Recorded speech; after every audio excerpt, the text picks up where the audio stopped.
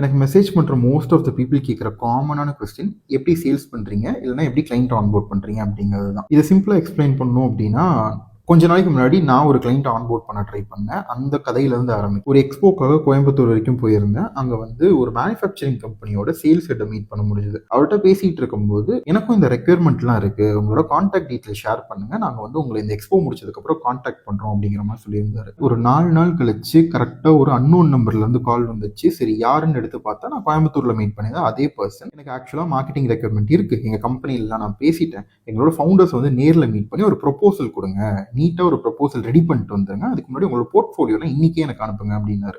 சரி ஓகே உங்களோட mail ID கொடுங்கன்னு சொல்லி நானும் வாங்கி என்னோட போர்ட்ஃபோலியோலாம் ஃபுல்லாக அனுப்பிச்சிட்டேன். அவரோட ரெக்யர்மெண்ட்லாம் என்னன்னு சொல்லி டீட்டெயிலாக கேட்டு எழுதி வச்சுக்கிட்டேன். அடுத்த நாள் காலையில் ஃபோன் பண்ணார், ப்ரொபோசல் ரெடியா அப்படின்னாரு.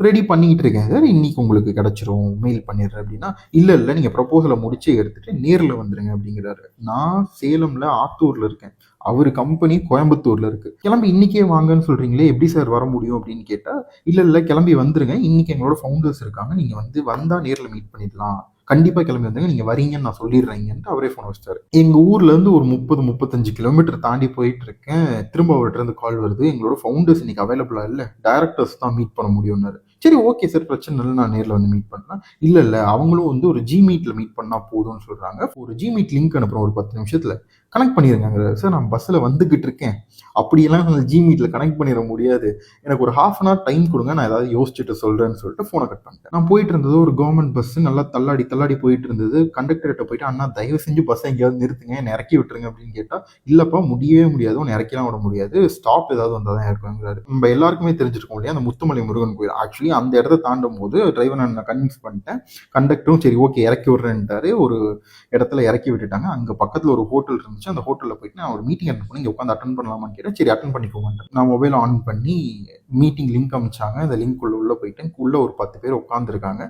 ஒவ்வொருத்தரும் சரமாரியாக கேள்வி கேட்குறாங்க. என்னோட கம்பெனி பற்றி கேட்குறாங்க, போர்ட்ஃபோலியோஸ் பற்றி கேட்குறாங்க, அதில் இருக்க ஒவ்வொரு கிளைண்ட்டை பற்றி கேட்குறாங்க, என்ன பண்ணீங்க, எவ்வளோ ரிசல்ட், என்ன சேல்ஸு, எல்லாத்தையும் கேட்டுக்கிட்டே இருக்காங்க.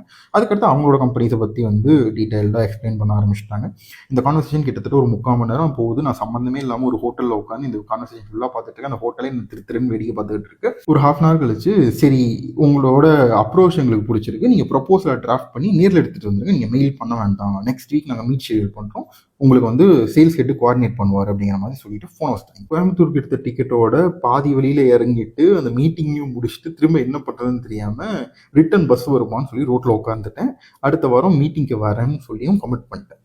அடுத்த வாரம் ஆக்சுவலி மீட்டிங்க்கு போனது இன்னொரு கதை, அதை வந்து எக்ஸாக்டாக அடுத்த வீடியோவில் வந்து எக்ஸ்பிளைன் பண்ணுறேன்.